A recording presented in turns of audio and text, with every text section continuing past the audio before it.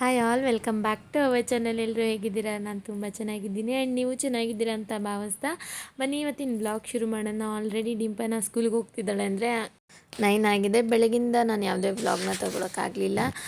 So ಹಾಗಾಗಿ ಅವಳನ್ನ ಸ್ಕೂಲಿಗೆ ಡ್ರಾಪ್ ಮಾಡಿ ನನಗೆ ಆನ್ ದ ವೇ ಸ್ವಲ್ಪ ಕೆಲಸ ಇತ್ತು, ಮುಗಿಸ್ಕೊಂಡು ಸ್ವಲ್ಪ ಐಟಮ್ ತೊಗೊಂಡು ಮನೆಗೆ ಬರಲಿಕ್ಕಿತ್ತು.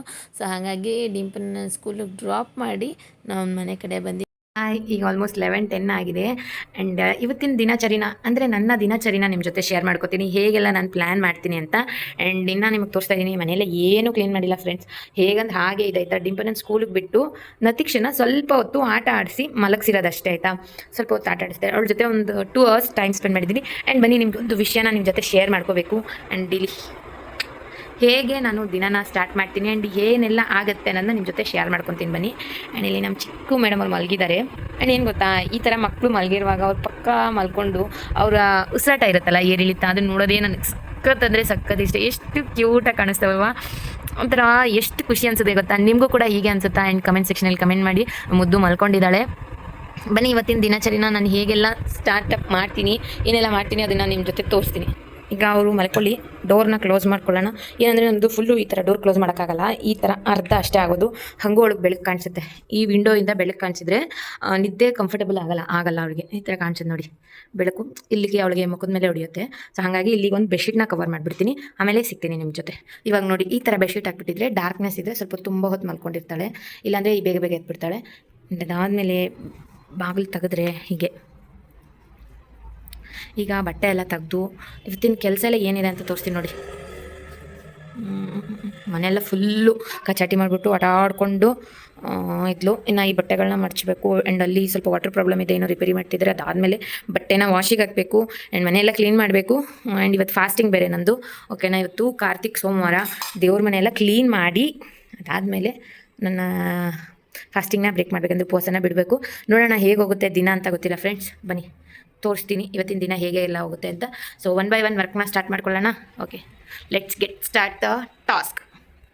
ಆ್ಯಂಡ್ ಆಲ್ಮೋಸ್ಟ್ ಕೆಲಸ ಎಲ್ಲ ಆಯಿತು. ಇನ್ನು ದೇವ್ರ ಸಾಮಾನ್ಯ ಒಂದು ಕ್ಲೀನ್ ಮಾಡಬೇಕು, ದೇವ್ರ ಮನೆಯೆಲ್ಲ ಫುಲ್ ಡೀಪ್ ಕ್ಲೀನ್ ಮಾಡಬೇಕು. ಆ್ಯಂಡ್ ಇವಾಗ ಆಲ್ಮೋಸ್ಟ್ 1 o'clock ಆಗಿದೆ. ಪುನಿ ಹೋಗಿ ಡಿಂಪನನ್ನು ಕರ್ಕೊಂಬರಕ್ಕೆ ಹೋಗಿದ್ದಾರೆ. ನಮ್ಮ ಚಿಕ್ಕ ಮೇಡಮ್ ಇನ್ನೂ ಮಲಗಿದ್ರು. ಸೊ ಆ ಟೈಮಲ್ಲಿ ನಾನು ಇನ್ನು ಮಿಕ್ಕಿದ ಕೆಲಸ ಎಲ್ಲ ಮುಗಿಸ್ಕೊಂಬಿಡೋಣ ಅಂತ ಮಾಡ್ತಾಯಿದ್ದೀನಿ. ಬಟ್ 10 minutesಲ್ಲಿ ಏನೂ ಆಗೋಲ್ಲ. ನೋಡೋಣ ಎಷ್ಟಾಗುತ್ತೆ ಅಷ್ಟು ಮಾಡೋಣ. ಯಾಕಂದರೆ ನಾನು 15 days ಒನ್ಸ್ ಈ ಥರ ದೇವ್ರ ಸಾಮಾನೆಲ್ಲ ತೊಳೆದು ಆ್ಯಂಡ್ ದೇವ್ರ ಮನೆಯೆಲ್ಲನೂ ಕ್ಲೀನ್ ಮಾಡ್ಕೋತೀನಿ. ಯಾಕಂದರೆ ವೈಟ್ ಟೈಲ್ಸ್ ಇರೋದ್ರಿಂದ ಬೇಗ ಗಲೀಜಾಗಿಬಿಡುತ್ತೆ ಧೂಪ ಎಲ್ಲ ಹಾಕೋದ್ರಿಂದ. ಸೊ ಹಾಗಾಗಿ ಕ್ಲೀನಾಗಿರಬೇಕು ಅಂದರೆ ನನಗೆ ಫಸ್ಟ್ ಕ್ಲೀನ್ ಮಾಡ್ಕೋಬೇಕು. ಆ್ಯಂಡ್ ಅದಾದಮೇಲೆ ಮಕ್ಕಳನ್ನ ಬಿಟ್ಟು ಪುನಿ ಕೆಲಸಕ್ಕೆ ಹೊರಟರು ಮತ್ತೆ. ಆ್ಯಂಡ್ ಇಬ್ಬರು ಮೇಡಮ್ ಅವರು ಆಟ ಆಡ್ತಾ ಇದ್ದಾರೆ. ಡಿಂಪನ ಸ್ಕೂಲಿಂದ ಬಂದು ಡ್ರೆಸ್ ಚೇಂಜ್ ಮಾಡಿಕೊಂಡು ಸ್ವಲ್ಪ ಹೊತ್ತು ಆಟ ಆಡ್ತಾಳೆ. 1 hour ತಂಗಿ ಜೊತೆ ಟೈಮ್ ಸ್ಪೆಂಡ್ ಮಾಡ್ತಾಳೆ. ಆ್ಯಂಡ್ ನತೀಕ್ಷಾನೂ ಅಷ್ಟೇ 1 hour 2 hours ಇಬ್ಬರು ಈ ಥರ ಚೆನ್ನಾಗಿ ಆಟ ಆಡ್ತಾರೆ. ಆ ಟೈಮಲ್ಲಿ ನೀವು ನೋಡ್ತಾ ಇರ್ಬೋದು, ನಾನು ಇಲ್ಲಿ ಓಂ ಸ್ವಸ್ತಿಕೆಲ್ಲ ಬದಿರ್ತೀನಲ್ಲ. ಸೊ ಇದೆಲ್ಲ ನೀಟಾಗಿ ಧೂಳೆಲ್ಲ ಕೊಡ್ಕೊಂಡು ಎಲ್ಲ ತಗೊಂಡಾಯಿತು. ದೇವ್ರ ಸಾಮಾನೆಲ್ಲ ತೆಗ್ದಿಟ್ಟಿದ್ದೀನಿ. ಆ್ಯಂಡ್ ನಾನು ಇಲ್ಲಿ ನಿಮ್ಗೆ ಒಂದು ಟಿಪ್ಸ್ನ ಶೇರ್ ಮಾಡ್ತೀನಿ. ನಮ್ಮ ದೇವ್ರ ಮನೇನ ನಾನು ಹಾಗೆ ಕ್ಲೀನ್ ಮಾಡಲ್ಲ. ಅರಿಶಿನ ಮತ್ತು ಉಪ್ಪನ್ನ, ಕಲ್ಲುಪ್ಪು ಬರುತ್ತಲ್ಲ, ಅದು ಹಾಕ್ಕೊಂಡು ಒಂದು ನೀರಲ್ಲಿ ಮಿಕ್ಸ್ ಮಾಡಿಕೊಂಡು ಕ್ಲೀನ್ ಮಾಡೋದ್ರಿಂದ ನೆಗೆಟಿವಿಟಿ ಏನೂ ಇರೋದಿಲ್ಲ ಅಂತ. ಸೊ ನಿಮ್ಗೇನಾದರೂ ಇಷ್ಟ ಆದರೆ ಈ ಟಿಪ್ಸ್ನ ಫಾಲೋ ಮಾಡಿ ನೋಡಿ. ನನಗಂತೂ ತುಂಬ ವರ್ಕ್ ಆಗಿತ್ತೆ. ಆ್ಯಂಡ್ ನಾನು ಇದನ್ನು ಸುಮಾರು ವರ್ಷಗಳಿಂದ ಟ್ರೈ ಮಾಡ್ತೀನಿ. ಆಲ್ಮೋಸ್ಟ್ 2 yearsಯಿಂದ ಟ್ರೈ ಮಾಡ್ತಾಯಿದ್ದೀನಿ. ಚೆನ್ನಾಗಿ ಅನಿಸಿದೆ. ಸೊ ಹಾಗಾಗಿ ನಿಮ್ಮ ಜೊತೆ ಶೇರ್ ಮಾಡ್ಕೊಂಡಿದ್ದೀನಿ.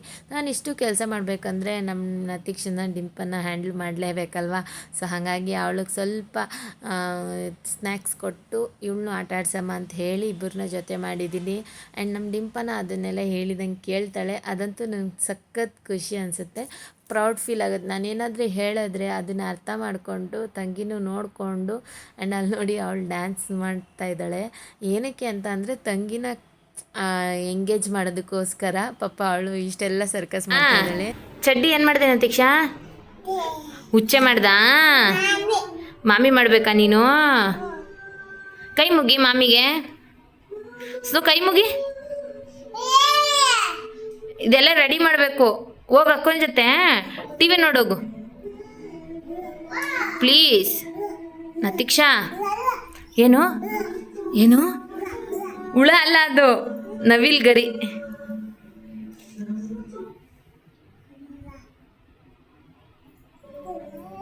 ನವಿಲ್ ಗರಿ ಮಾಮಿ. ಏನು ನತೀಕ್ಷಾ ಅದು? ನಾನು ಎಷ್ಟೇ ಕರ್ಕೊಂಡೋಗ್ಬಿಟ್ರು ನಮ್ಮ ಮೇಡಮವ್ರು ಬಂದು ಇಲ್ಲಿ ಕುತ್ಕೋತಾ ಇದ್ರು. ಮಕ್ಕಳೇ ಅಷ್ಟೇ ಅಲ್ವಾ, ನಾವೇನು ಮಾಡ್ತೇವೆ ಇದನ್ನು ಫಾಲೋ ಮಾಡೋಕ್ಕೆ ಬರ್ತಾ ಇರ್ತೇವೆ. ಆ್ಯಂಡ್ ಪರವಾಗಿಲ್ಲ ಅಂತ ಅವಳ ಜೊತೆ ಹಂಗೆ ದೇವ್ರ ಫೋಟೋನ ಒರೆಸಿ ಎಲ್ಲ ಕ್ಲೀನ್ ಮಾಡಬೇಕು. ಈ ದೇವ್ರ ಸಾಮಾನು ಎಲ್ಲ ತೊಳೆದಿದ್ದೀನಿ. ನಿಮ್ಮ ಜೊತೆ ಒಂದು ಟಿಪ್ಸ್ನ ಕೂಡ ಶೇರ್ ಮಾಡ್ಕೊತೀನಿ. ಏನು ಗೊತ್ತಾ, ಇಮಿಡಿಯೇಟ್ ಇವಾಗ ದೇವ್ರ ಸಾಮಾನೆಲ್ಲ ತೊಳೆದಿಟ್ಟಿರ್ತೀವಲ್ವಾ, ಇಮಿಡಿಯೇಟ್ ಒರೆಸ್ಬಿಟ್ರೆ ತುಂಬ ಚೆನ್ನಾಗಿರುತ್ತೆ. ಒಂದು 2-3 ವಾರ ಆದರೂ ಏನೂ ಆಗಲ್ಲ. ಒಂದು ಡ್ರೈ ಬಟ್ಟೆ ತೊಗೊಂಡು ನೀಟಾಗಿ ಒರೆಸಿಡಬೇಕು. ಈ ಥರ ಒಂದು ಡ್ರೈ ಬಟ್ಟೆಲಿ ಎಲ್ಲ ಒರೆಸ್ಕೊತೀನಿ. ತೋರಿಸ್ತೀನಿ ನಾನು ಹೆಂಗೆ ಒರೆಸ್ತೀನಿ ಅಂತ. ದೇವ್ರ ಸಾಮಾನೆಲ್ಲ ತೊಳೆದಿಟ್ಟಿದ್ದೀನಿ ಆಯಿತಾ. ಸಾರಿ, ತೊಳೆದಿಲ್ಲ, ಒರೆಸಿ ನೀಟಾಗಿ ಇಟ್ಟಿದ್ದೀನಿ. ಯಾಕಂದರೆ ಇಮಿಡಿಯೇಟು ಒದ್ದೆ ಬಟ್ಟೆಯಲ್ಲಿ ಒಣಗಿರೋ ಬಟ್ಟೆಯಲ್ಲಿ ಒರೆಸಿಟ್ಬಿಟ್ರೆ, ಒಣಗಿರೋ ಬಟ್ಟೆಯಲ್ಲಿ ಇಟ್ಟರೆ ಅದು ತುಂಬ ನೋಡಿ ಎಷ್ಟು ಚೆನ್ನಾಗಿ ಅನಿಸುತ್ತೆ, ಕ್ಲೀನಾಗಿ ಅನಿಸುತ್ತೆ. ಒಂದು 15 ಡೇಸ್ 20 ಡೇಸ್ ಆದ್ರೂ ಏನು ಕಪ್ಪು ಮಾರ್ಕಿರಲ್ಲ. ಸೊ ಬನ್ನಿ ಇವಾಗ ನಾನು ತಗೊಳ್ಳಿ ಮೇಡಮ್. ಸಾಕಾ ಅಕ್ಕಂಗ? ಕರ್ಕೊಂಬ ಅಕ್ಕನ. ಅವಳಿಗೂ ಕುಂಕುಮ ಇಡ್ಬೇಕಾ? ಕೆಳಗೆ ಕೂತ್ಕೊಡಿಂಪನ. ನೀನು ಕೆಳಗೆ ಕೂತ್ಕೋತೀಯಾ? ತೊಳಿ ಮೇಡಮ್. ಸಾಕಾ ಸಾಕಾ? ಈಗ ಸುಮ್ಮನೆ ಆಟಾಡೋಗಿ ಹೋಗಿ. ಇಟ್ಟಿದ್ದೀನಿ ಕೆನ್ನೆಗೂ. ಕೆನ್ನೆಗೆ ಅರ್ಶಿನ, ಹಣೆ ಕುಂಕುಮ, ಮುದ್ದಿಗೆ ಎಲ್ಲ ಇಟ್ಟಾಯ್ತು. ಈಗ ಹೋಗಿ ಆಟಾಡ್ತೀಯ ಸುಮ್ಮನೆ ಇಲ್ವಾ? ಅರ್ಶಿನ ಕುಂಕುಮ ಕೊಡ್ಕಂದ. ಚಾಚು ಬಾಯ್. ಹೋಗಿ ಆಟಾಡೋಗ ಕುಂಜ ಜೊತೆ ಪ್ಲೀಸ್. ಹೋಗಪ್ಪ ಕೊಡಪ್ಪ. ಹೋಗಿ ಆಟಾಡ್ತೀಯಾ? ಬಾಯ್.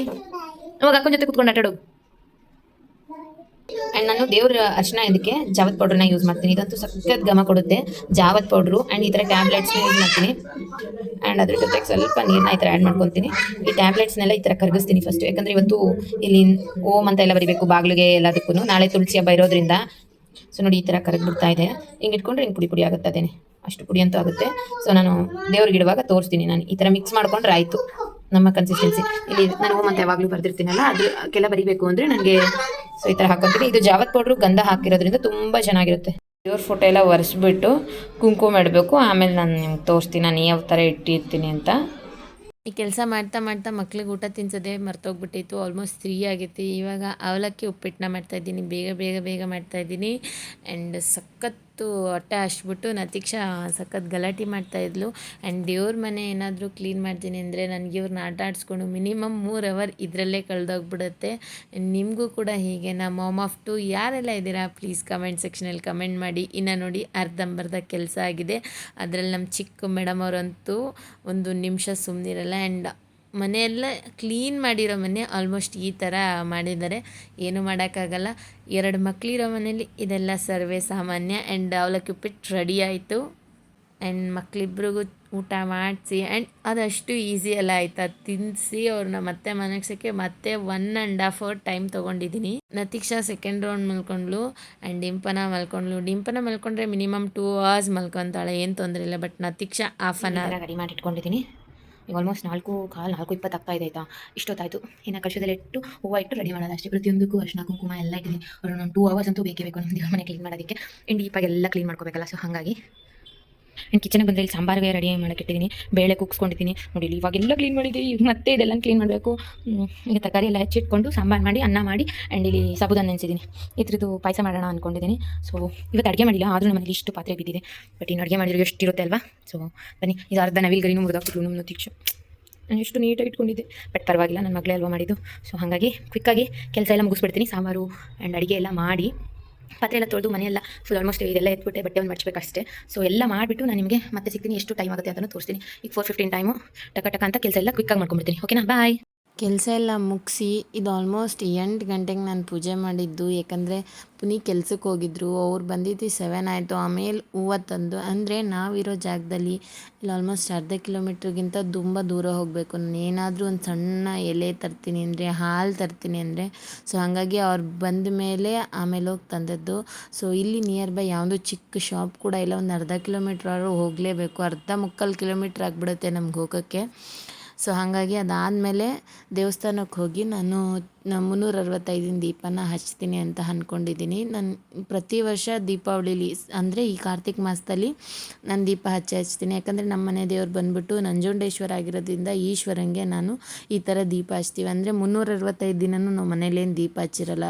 ಲೇಡೀಸ್ ಪ್ರಾಬ್ಲಮ್ ಇರ್ಬೋದು, ಆಮೇಲೆ ಸಾಕಷ್ಟು ಏನಾದರೂ ಸಮಸ್ಯೆಗಳಿಂದ ಹಚ್ಚೇ ಇರೋದಿಲ್ಲ. ಸೊ ಇದು ಹಚ್ಚೋದ್ರಿಂದ ನಾವು ವರ್ಷ ಪೂರ್ತಿ ದೀಪ ಹಚ್ಚಿದಷ್ಟೇ ಒಳ್ಳೆಯದು. ಆ್ಯಂಡ್ ಕಾರ್ತಿಕ ಮಾಸದಲ್ಲಿ ಎಲ್ಲ ಮಾಸಕ್ಕಿಂತ ತುಂಬಾ ಶ್ರೇಷ್ಠವಾದ ಮಾಸ ಬಂದು ಕಾರ್ತಿಕ ಮಾಸ. ನಮ್ಮದು ಏನೇ ಗೊತ್ತೋ ಗೊತ್ತಿಲ್ಲದೇನೋ ಆಗಿರೋ ತಪ್ಪುಗಳಿಗೆ ಕೂಡ ಮನ್ನಿಸುವಂಥ ಮಾಸ ಅಂತಲೇ ಹೇಳ್ಬೋದು. ಇದರಲ್ಲಿ ಪೂಜೆ ಮಾಡೋದ್ರಿಂದ ಸಾಕಷ್ಟು ಬೆನಿಫಿಟ್ಸ್ಗಳಿದೆ. ಸೊ ಹಾಗಾಗಿ ನಾನು ಈ ಮಾಸನ ಮಿಸ್ ಮಾಡೋದೇ ಇಲ್ಲ. ಮನೆ ಮುಂದೆ ದೀಪ ಹಚ್ಚಿರ್ಬೋದು, ಆ್ಯಂಡ್ ಸಂಜೆ ಪೂಜೆ ತುಪ್ಪದ ದೀಪ ಹಚ್ಚೋದು ಇದನ್ನಂತೂ ಮಿಸ್ ಮಾಡೋದೇ ಇಲ್ಲ. ನಾನು ಎಷ್ಟಾಗುತ್ತೋ ಅಷ್ಟು ನನ್ನ ಕೈಲಿ ಎಷ್ಟಾಗುತ್ತೆ, ಇಲ್ಲಾಂದರೆ ನನ್ನ ಮಗಳ ಕೈಲಾದರೂ ದೀಪ ಹಚ್ಚಿಸ್ತೀನಿ. ಯಾಕಂದರೆ ಅವಳು ಇವಾಗ ಹಚ್ಚೋಷ್ಟು ದೊಡ್ಡವಳಾಗಿದ್ದಾಳೆ. ಸೊ ಹಾಗಾಗಿ ಅವಳ ಕೈಲಾದರೂ ಹಚ್ಚಿಸ್ತೀನಿ. ಈಶ್ವರ ಅಂತೂ ಗಂಧದ ಅಲಂಕಾರದಲ್ಲಿ ತುಂಬ ಚೆನ್ನಾಗಿ ಕಾಣಿಸ್ತಾ ಇದ್ರು. ಆ್ಯಂಡ್ ಪೂಜೆ ಎಲ್ಲ ಮುಗಿಸಿ ಸಖತ್ ರಶ್ ಇತ್ತು. ಎಲ್ಲ ಆದಮೇಲೆ ನಿಧಾನಕ್ಕೆ ನಾನು ಪುನಃ ಇಬ್ಬರು ಪೂಜೆ ಮಾಡಿ ಸಮಾಧಾನದಿಂದ ನಾವು ದೇವಸ್ಥಾನದಲ್ಲೇ ಉಪವಾಸನ ಬಿಟ್ವಿ. ಅಂದರೆ ನಾವು ಇಬ್ಬರು ಅಂದ್ಕೊಂಡಿದ್ವಿ ನೆಲದ ಮೇಲೆ ಒಪ್ಪತ್ತನ್ನ ಬಿಡ್ತೀವಿ ಅಂತ. ಅದನ್ನು ಕೂಡ ಮುಂದೆ ತೋರಿಸ್ತೀನಿ ನಿಮಗೆ. ಆ್ಯಂಡ್ ಈ ಥರ ಮಾಡಿದ್ವಿ. ದೇವರಂತೂ ತುಂಬ ಅಂದರೆ ತುಂಬ ಚೆನ್ನಾಗಿ ಕಾಣಿಸ್ತಾ ಇದ್ದು. ಇದನ್ನು ನಾನು ಶಾರ್ಟ್ಸಲ್ಲಿ ಕೂಡ ಒಂದು ಅಪ್ಲೋಡ್ ಮಾಡಿದ್ದೆ. ಆ್ಯಂಡ್ ನೀವೆಲ್ಲ ತುಂಬ ಇಷ್ಟ ಕೂಡ ಪಟ್ಟಿದ್ದೀರಾ. ಆ್ಯಂಡ್ ನನಗೆ ತುಂಬ ಅಂದರೆ ತುಂಬ ಮನಸ್ಸಿಗೆ ಖುಷಿಯಾಯಿತು ದೇವಸ್ಥಾನದಲ್ಲಿ ಪೂಜೆ ಮಾಡಿದ್ದಾಗಿರ್ಬೋದು. ಆ್ಯಂಡ್ ಅದೊಂದು ಪಾಸಿಟಿವಿಟಿನೇ ಒಂಥರ ಎಷ್ಟು ಚೆನ್ನಾಗಿರುತ್ತೆ. ಬಟ್ ನೆಕ್ಸ್ಟ್ ಡೇ ಏನಾಯಿತು ಅದನ್ನೆಲ್ಲ ನಿಮ್ಗೆ ಹೇಳ್ತೀನಿ. ಬೇಜಾರು ಕೂಡ ಆಯಿತು. ನೆಕ್ಸ್ಟ್ ಡೇ ತುಳಸಿ ಹಬ್ಬದ ದಿನ 2 ವರ್ಷದಿಂದ ನಮಗಿದು ಕಂಟಿನ್ಯೂಸ್ ಆಗಿ ಹ್ಯಾಪನ್ ಆಗ್ತಿದೆ. ಯಾಕೆ ಏನು ಅಂತ ತಿಳ್ಕೊಂಡಾಗ ಕೆಲವೊಂದು ವಿಷಯಗಳು ಗೊತ್ತಾಯಿತು. ತುಳಸಿ ಹಬ್ಬದ ದಿನ ನಮಗೆ ಒಂದು ದೊಡ್ಡ ನೋವೇ ಕಾದಿತ್ತು ಅಂತಲೇ ಹೇಳ್ಬೋದು. ನಮಗೆ ಗೊತ್ತೇ ಆಗಲಿಲ್ಲ ಅದು ಯಾಕೆ ಈ ಥರ ಆಗ್ತಿದೆ ಅಂತ. 2 ವರ್ಷದಿಂದ ಸೇಮ್ ಅದೇ ದಿನ ನಮಗೆ ಆಗ್ತಾ ಇರೋಂಥದ್ದು. ಆ್ಯಂಡ್ ಇವತ್ತಿನ ದಿನ ಅಂತೂ ತುಂಬ ಚೆನ್ನಾಗಿತ್ತು. ಅಂದರೆ ಸೋಮವಾರ ತುಂಬ ಚೆನ್ನಾಗಿತ್ತು. ಮಂಗಳವಾರ ನಮಗೆ ತುಂಬ ಅಂದರೆ ತುಂಬಾ ಬೇಜಾರಾಗೋಯಿತು. ನಾನು ಎಷ್ಟೇ ಸ್ಟ್ರಾಂಗ್ ಆಗಿದ್ದರೂ ಮಕ್ಳಿಗೆ ಈ ಥರ ಆಗಿಬಿಟ್ರೆ ನನ್ನ ಸ್ಟ್ರಾಂಗ್ನೆಸ್ ತುಂಬ ವೀಕ್ ಆಗಿಬಿಡುತ್ತೆ. ಆ್ಯಂಡ್ ಬನ್ನಿ ನಾವಿದು ದೇವಸ್ಥಾನದಲ್ಲೇ ಉಪವಾಸನ ಬಿಟ್ಟಿದ್ದಂಥದ್ದು. ಆ್ಯಂಡ್ ನಮಗೆ ಗೊತ್ತಿರಲಿಲ್ಲ ರೈಸ್ ತಿನ್ನಬಾರ್ದು ಅಂತ. ಯೂಶ್ವಲಿ ಇವ್ರ ಮನೆ ಕಡೆ ಎಲ್ಲ ಇದೇ ಥರ ಮಾಡೋದು. ಅಂದರೆ ಎಲ್ಲ ಸಂಜೆ ಮೇಲೆ ಒಪ್ಪತ್ತನ್ನ ಬಿಡ್ತಾರೆ. ಬಟ್ ಉಪವಾಸ ಆದಮೇಲೆ ನನಗೆ ರೈಸ್ ತಿನ್ನಬಾರ್ದು ಅಂತ ಸಂಕಷ್ಟಹರ ಚತುರ್ಥಿ ದಿನ ಗೊತ್ತಿತ್ತು. ಬಟ್ ದೇವಸ್ಥಾನದಲ್ಲಿ ರೈಸ್ನ ತಿನ್ನಬಾರ್ದು, ಹಿಂಗೆ ಉಪವಾಸ ಬಿಡೋರು ಅಂತ ಅಲ್ಲಿನ ಅರ್ಚಕರು ಆಮೇಲೆ ಅಲ್ಲಿ ಗೊತ್ತಿರೋರೆಲ್ಲ ಹೇಳಿದ್ರು. ಆ್ಯಂಡ್ ನೆಕ್ಸ್ಟ್ ವೀಕ್ ಅದನ್ನು ನಾನು ಚೇಂಜ್ ಮಾಡಿಕೊಂಡೆ. ಈಗ ಆಲ್ಮೋಸ್ಟ್ 10 ಡೇಸ್ ಆಗೋಗಿದೆ ನಾನು ಈ ವ್ಲಾಗ್ ಹಾಕೋಷ್ಟ್ರೊಳಗಡೆ. ಸಾರಿ ಲೇಟ್ ಆಗೋಯಿತು, ಬಟ್ ಪರವಾಗಿಲ್ಲ. ಅದನ್ನು ತೋರಿಸ್ತೀನಿ ನಾನು ನೆಕ್ಸ್ಟ್ ವೀಕ್ ಏನೇನು ಮಾಡಿದೆ ಅಂತ ಅಂದ್ಬಿಟ್ಟು. ಬಟ್ ಇವಾಗ ಈ ಥರ ರೈಸ್ ಸಾಂಬಾರು ಆ್ಯಂಡ್ ಆವಾಗಲೇ ಹೇಳಿದ್ನಲ್ಲ ಸಾಬುದಾನ ಪಾಯಸ ಮಾಡಿದ್ದೆ. ತಿಂದು ಒಂದು 10 ನಿಮಿಷ ದೇವ್ರ ಮುಂದೆ ಕೂತ್ಕೊಂಡು ಸಮಾಧಾನವಾಗಿ ಖುಷಿ ಆಯಿತು ಆ್ಯಂಡ್ ತೃಪ್ತಿನೂ ಆಯಿತು. ಆ್ಯಂಡ್ ಔಟ್ಸೈಡಿಂದ ನೋಡಿದ್ರೆ ಈ ಥರ ಇತ್ತು ಶಿವನ ದೇವಸ್ಥಾನ. ಆ್ಯಂಡ್ ಎಲ್ಲ ಮುಗಿಸ್ಕೊಂಡು ಸಮಾಧಾನದಿಂದ ಮನೆ ಕಡೆ ಬಂದಿದ್ದಾಯಿತು. ಆ್ಯಂಡ್ ಇವತ್ತು ಬಾಗಿಲಲ್ಲಿ ಈ ಥರ ಅಷ್ಟದಳ ಪದ್ಮಾವತಿ ರಂಗೋಲಿನ ಹಾಕಿದ್ದೆ. ಆ್ಯಂಡ್ ನೀವೆಲ್ಲ ಕಾರ್ತಿಕ್ ಮಾಸದಲ್ಲಿ ಹೇಗೆ ಪೂಜೆ ಮಾಡ್ತೀರಾ ಅಂತ ಹೇಳಿ. ಮತ್ತೆ ಸಿಗ್ತೀನಿ ಇನ್ನೊಂದು ಒಳ್ಳೆಯ ವ್ಲಾಗಲ್ಲಿ. Thank you for watching. Bye.